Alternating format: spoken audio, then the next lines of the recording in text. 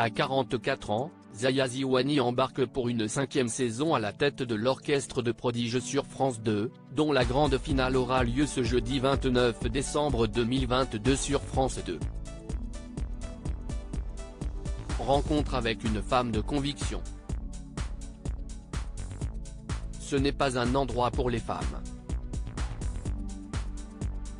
Vous n'avez aucune chance dans ce métier. Zaya Ziouani a 15 ans lorsque son professeur du conservatoire de Pantin brise son rêve de devenir chef d'orchestre. Pourtant l'adolescente s'investit sans limite dans la musique par l'apprentissage de la guitare et de l'alto. Une passion pour le 4e art qui fait vibrer toute la famille de celle que l'on retrouve ce jeudi 29 décembre dans la grande finale de Prodige, présentée par Faustine Bollard sur France 2. Si le jury est quasiment inchangé avec la présence du violoncelliste Gauthier Capuçon, la danseuse Marie-Claude Pietragala et le retour de la chanteuse soprano Julie Fuchs qui n'était pas présente l'année dernière, la femme qui dirige l'orchestre du programme est elle aussi fidèle au poste. L'occasion d'en savoir un peu plus sur elle. Zaya Ziouani, la chef d'orchestre de Prodige commence la musique à 8 ans. Zaya Ziouani grandit à Pantin, non loin de Paris, dans une famille d'origine algérienne. Ses parents, grands mélomanes, passionnés de musique classique, écoutent les Noces de Figaro, de Mozart, en boucle. Mais leur goût s'étend aux artistes français, au titre du chanteur Kabyle Idir ou encore à Tina Turner que son père adore. Zaya et sa sœur jumelle Fetouma prennent leur premier cours de musique à 8 ans. Mehdi, de 2 ans leur cadet, suit aussi la cadence. Afin de permettre aux 3 enfants de tout concilier, leur mère reste au foyer. Nous étions d'un milieu modeste financièrement, mes parents ont sacrifié des vacances et des sorties pour qu'on ne manque de rien, se souvient la chef d'orchestre.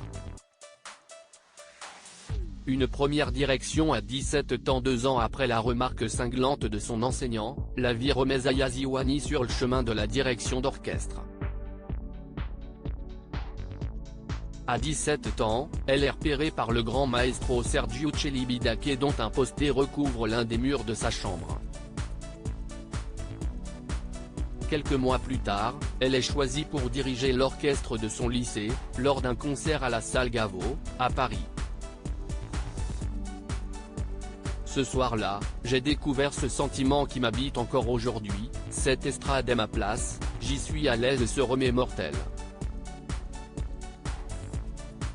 Sa carrière est lancée. Des jalousies, des remarques sur ses origines ou sur la banlieue dont elle est issue, l'adolescente en a connu et en connaîtra encore, mais plus rien ne peut arrêter son ascension vers ce qui sera son métier. Pas même les statistiques qui, récemment, soulignaient qu'en France, seuls 4% de femmes exercent cette profession. Un credo, transmettre, être chef d'orchestre, si s'engager dans la société pour que la culture soit accessible à tous, se rappelle celle qui est à la tête de son propre orchestre symphonique, Divertimento. Malgré son emploi du temps chargé, elle s'attelle à amener la musique classique à tous les publics, qu'ils vivent en espace urbain, rural ou même carcéral. 2 décennies qu'elle n'a qu'une obsession, transmettre sa passion. Un objectif déjà réussi avec sa fille de 8 ans qui suit les traces de sa tante Fetouma en apprenant le violoncelle. À lire aussi Prodige, que devient le clarinettiste Simon Lopez, gagnant de la saison 8.